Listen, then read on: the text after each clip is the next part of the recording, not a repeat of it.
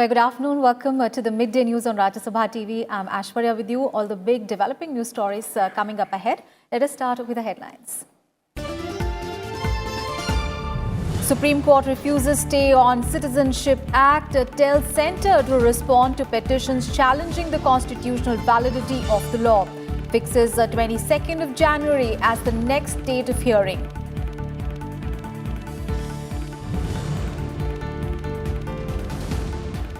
Supreme Court verdict on 2012 Nirbhaya cases convicts review petition in a short while from now. One of the 4 convicts sentenced to death for the gang rape has sought a leniency in the sentence.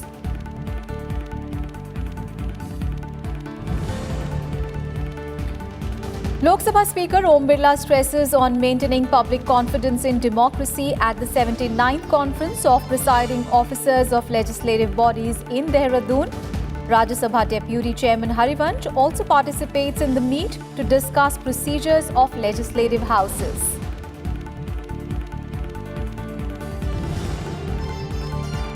Last day of campaigning for 5th and final phase of Jharkhand polls, voting for 16 seats on 20th of December.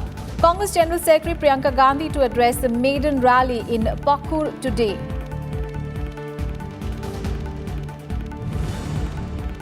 And a second 2+2 dialogue between foreign and defense ministers of India and the US in Washington today. Both sides to review foreign policy and security issues.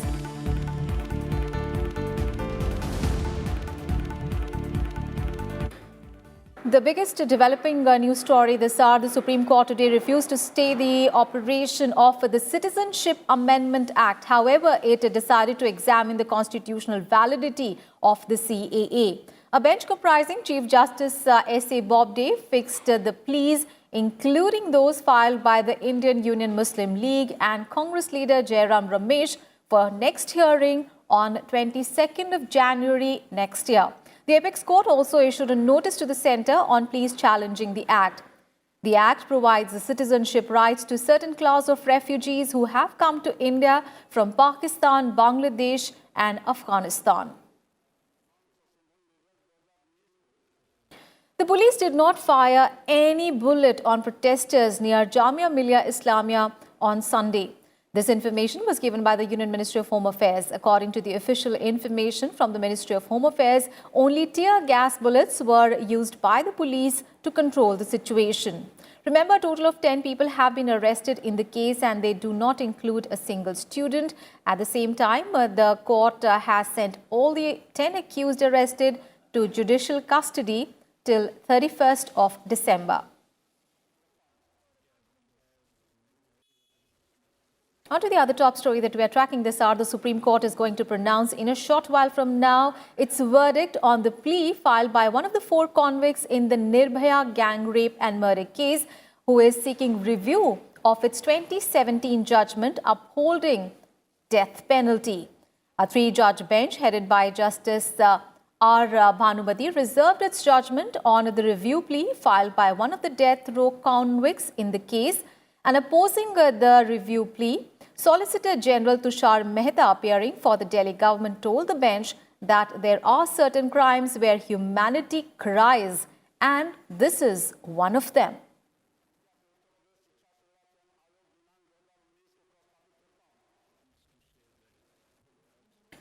On to some other news now. A special court in Jaipur today convicted 4 accused in the charges of conspiracy in the 2008 Jaipur serial bomb blast case.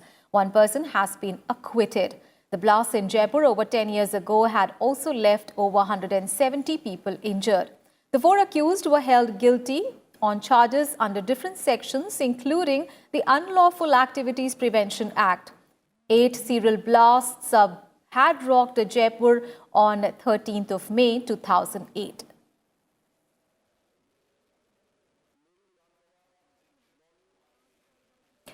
News from Dehradun now. Lok Sabha Speaker Om Birla today inaugurated the 2-day 79th Conference of Presiding Officers. It is for the first time that the conference is being held in Uttarakhand. And addressing the occasion, Birla said that the people's representatives talk about people in Parliament and the State Assembly. He said that the discussion on strengthening the temple of democracy and fulfilling the expectations of the people will be held in the conference. Among the items on the agenda is the 10th schedule to the Constitution and the role of the Speaker. जनप्रति होने के नाते संसद और विधान मंडलों में जनता की आशाओं आकांक्षाओं का मंदिर है। कोई भी माननीय विधायक या सांसद को अपनी बात कहने का अवसर, जनता के अभावों समस्याएं कहने का एकमात्र लोकतंत्र का मंदिर है तो विधानसभा लोकसभा है, जिसके माध्यम से अपनी जनता की बात सरकार को पहुंचाने का काम करता है, कार्यपालिका पर नियंत्रण करने का काम करता है, सरकार में जवाबदेही हो, पारदर्शिता हो, इसके लिए सदन का उपयोग करता है। और ये हमारे लोकतंत्र की विशेषता भी है कि हमारे लोकतंत्र के अंदर जो चुने हुए जनप्रतिनिधि हैं वो कार्यपालिका पर नियंत्रण करें, कार्यपालिका में पारदर्शिता है, सरकार पारदर्शी तरीके से काम करे, जनता की जवाबदेही के लिए काम करें। इसीलिए विधानसभा लोकसभा है। और इस विधानसभा लोकसभा के अंदर हम 2 दिन के सम्मेलन में यही चर्चा करने वाले हैं कि किस तरीके से हम विधानसभा लोकतंत्र के मंदिरों को मजबूत करें, कैसे ये मंदिर जनता की अपेक्षा और आकांक्षाओं को पूरा करने का मंदिर बने।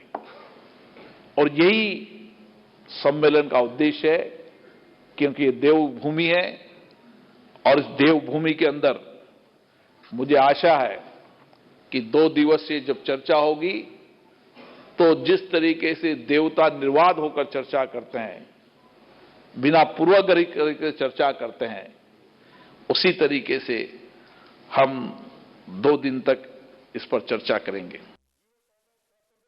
And on the occasion, a Speaker of Uttarakhand State Assembly, Premchand Agarwal, said that the members of the legislatures should remain loyal to the people and democracy. This is the basic element of success of parliamentary democracy.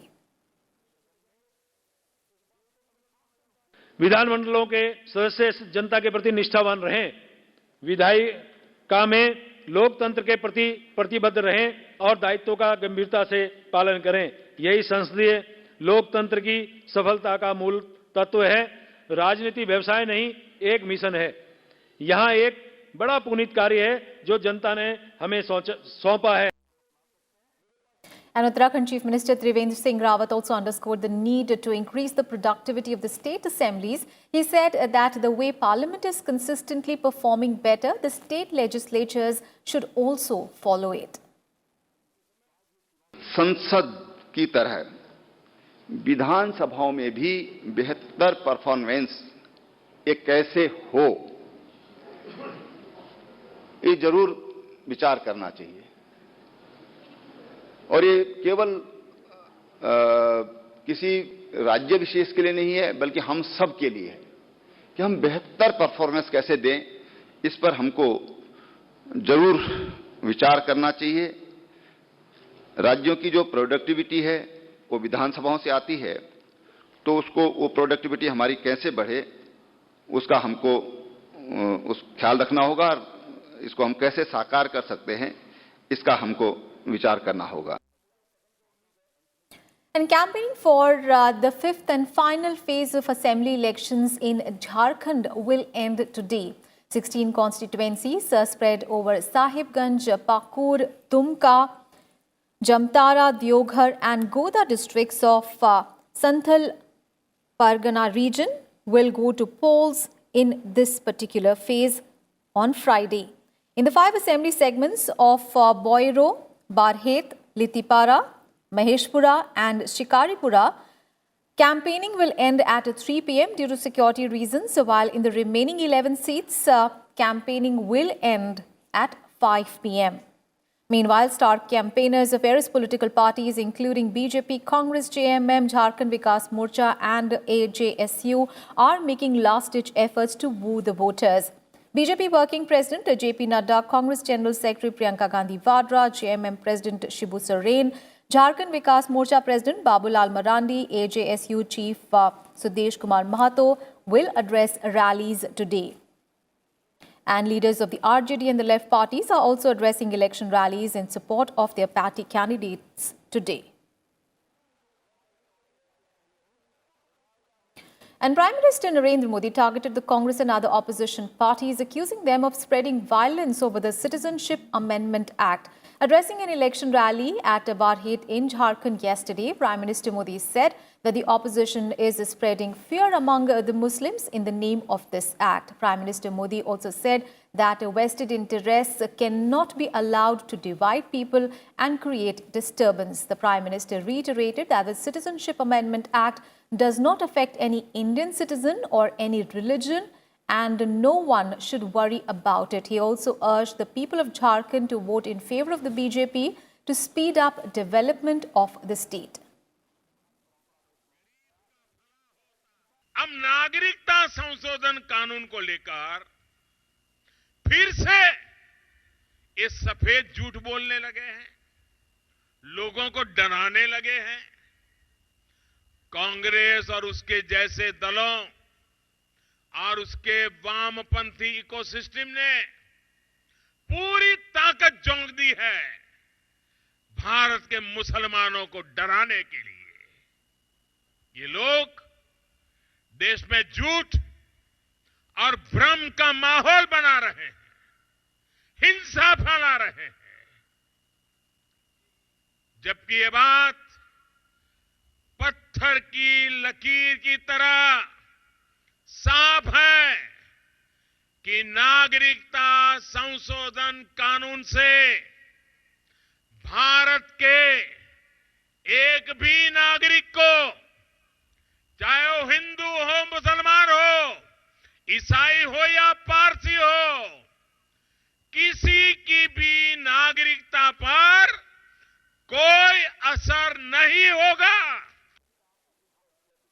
पूरे देश ने इस कांग्रेस और उसके साथियों की नकारात्मक सोच को ही नकार दिया। लेकिन साथियों, लोगों को डराने को, झूठी बातें फैलाने को उन्होंने अपनी राजनीति का आधार बना दिया है। जनता की सेवा करके राजनीति नहीं कर सकते, झूठ फैला करके ही, डर का माहौल पैदा करके ही भी अपनी राजनीति करने की आदत अभी भी उसी के भरोसे चल रहे हैं। Meanwhile, Union Home Minister Amit Shah has also asserted that there is nothing against minorities in the Citizenship Amendment Act. He also accused the opposition of engaging in a false campaign over the legislation.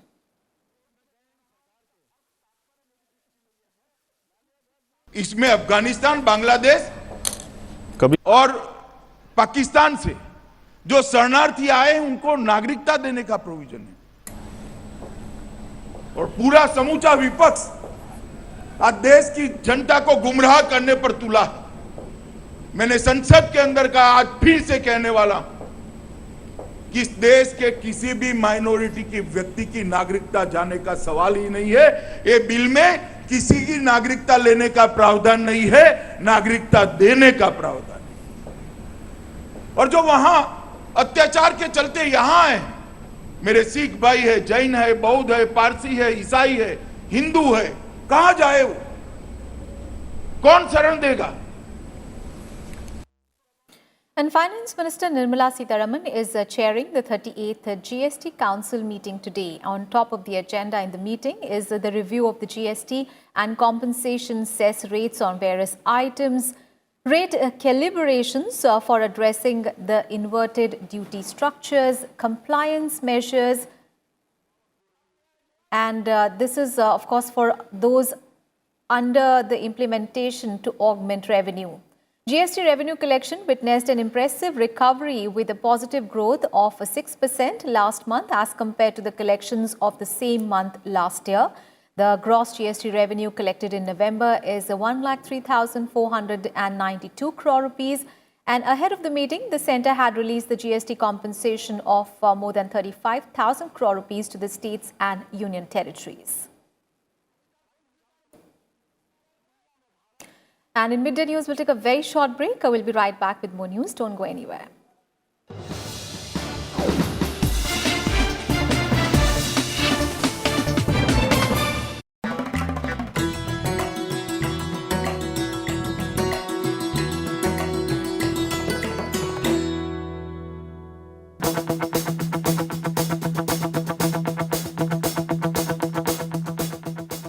Among the inseparable identity of Delhi, Qutub Minar has stood by the test of times and elements. Struck by lightning a few times, the 240-meter tower suffered damages on its top story. Firoz Shah Tughlaq and Sikandar Lodi had commissioned the repair under the rule, but the damage most remembered was the one in the 19th century, where an earthquake had damaged the topmost story in 1803. The responsibility of the repair was given to a British officer, Major Robert Smith, who had placed a pillared cupola on the top of the minaret. After massive criticism, the then Governor-General Harding ordered the cupola to be removed. It was reinstalled at the ground level to the east of Qutub Minar. It still remains there, known as Smith's Folly.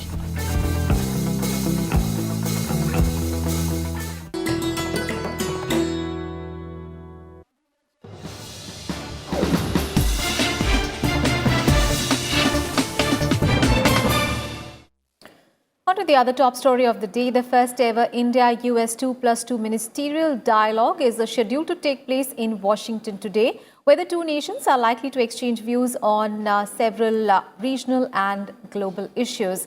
The Indian delegation will be led by External Affairs Minister S. Jaishankar and Defence Minister Rajnath Singh, and they would be hosted by their American counterparts, Secretary of State Mike Pompeo and Defence Secretary Mark Esper at the Foggy Bottom headquarters of the State Department. And ahead of the meeting, Indian Ambassador Harshvardhan Shringla said that the 2+2 dialogue is the highest level institutional mechanism between India and the US that brings together our perspectives on foreign policy, defense and strategic issues. And according to officials, there is a high possibility of announcements on pending defense sales like MH-60R helicopters, Mk-45 naval guns and other systems under consideration. The 2+2 meet comes after a record 4 meetings between Prime Minister Modi and US President Donald Trump this year, including the massive joint address by the leaders in Houston in September. The amended Citizenship Act is not anti-Muslim. Defence Minister Rajnath Singh assured the Indian community in the United States and said that India's culture does not teach hatred. Singh, who arrived in the US on Monday for the 2019 US-India 2+2 ministerial dialogue in Washington on 18th of December, addressed the members of the Indian community in New York during an event organized by the Consulate General of India, and he said that the law aims at providing citizenship to minorities such as Hindus, Sikhs, Christians, Parsis, Buddhists and Jains fleeing religious persecution in India's neighboring countries of Afghanistan, Bangladesh and Pakistan. On global economic slowdown, the Defence Minister said that India is impacted to some extent by it, but expressed confidence that India will come out of the difficult situation within a short time. And on Pakistan, the minister said that if talks were to be held with Pakistan in future, it would only be on POK. He further added that with the induction of Rafale fighter jets in the Air Force, India will not have to cross the borders to eliminate the terror camps in Pakistan, but can do it from the country itself.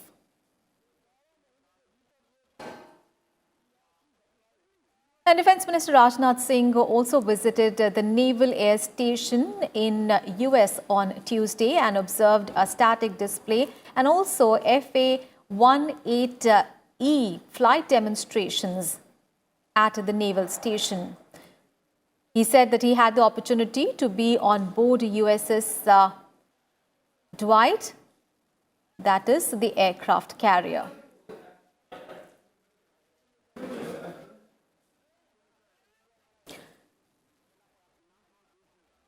President Ramnath Kovind received credentials from Ambassador of Italy and also the Ambassador of Finland at Rashtrapati Bhavan today.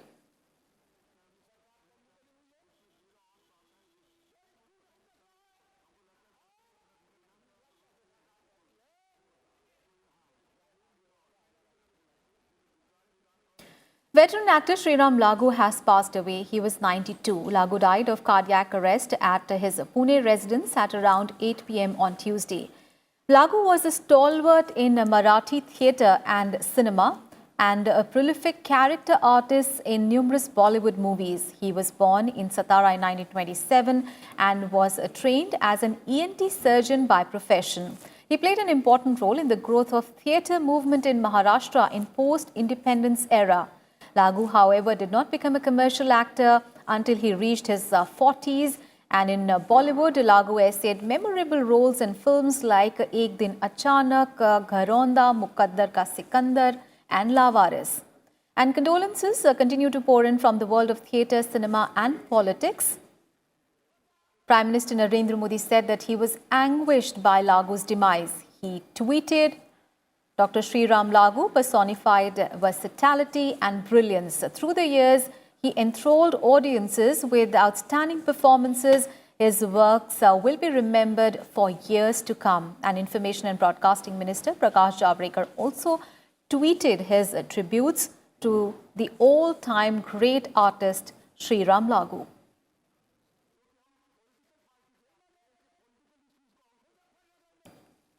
Let's get to some international news now. 2 articles of impeachment against US President Donald Trump will be voted on in the House of Representatives today. Now, if the House votes as expected on Wednesday along party lines, Donald Trump will become the 3rd president in US history to be impeached. He will then go on trial in the Senate.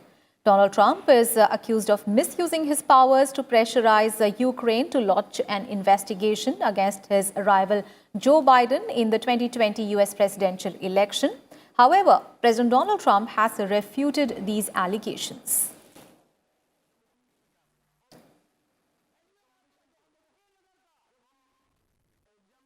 And now our special segment on environment and climate change.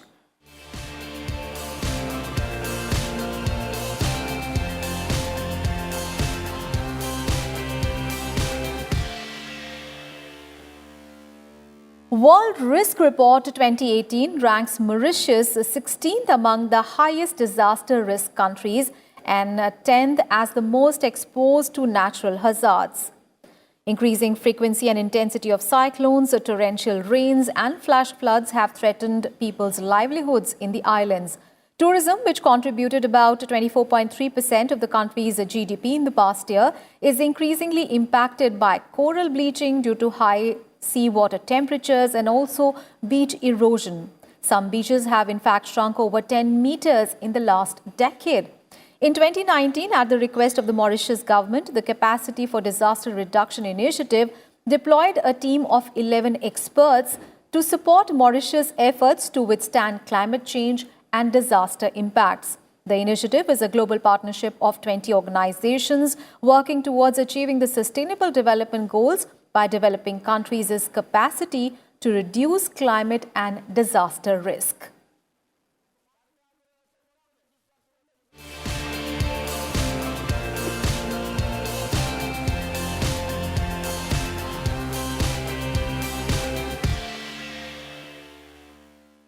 And weather updates now. Cold wave has further intensified in North India, with national capital Delhi recording the lowest maximum temperature in 22 years.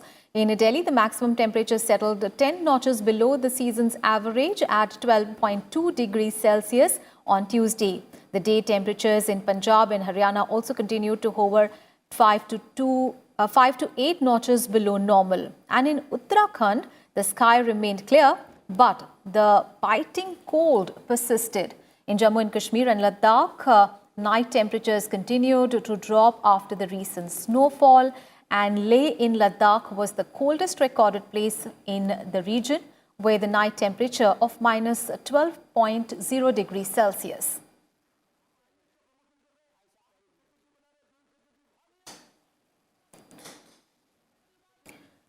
And with that, we wrap up this edition of Midday News.